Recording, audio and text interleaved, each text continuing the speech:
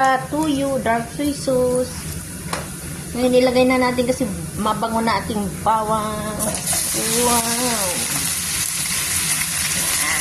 Sasagpusutin natin ang apon. Baka masunog. Haluin para babango. Yan. Tagal na ulit akong hindi nakapag-adobo, mga dear. Siyempre, na-miss ko ang adobong Pinoy. Simpleng lutuan lang.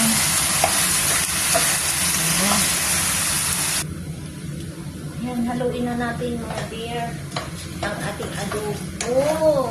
Adobong Pinas ito. Simpleng adobo lang po. Okay. Hello guys, mga viewers, to mga followers. Please watch my video till to the end. Please follow, like, and share po. Yung simpleng adobo lang. Lagyan natin siya ng light soy sauce.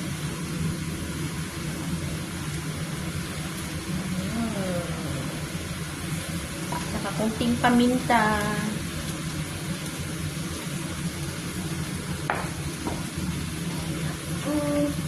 Kailangan natin ng pampalasa. Oops, dami na. Ayan. Halo-halo natin.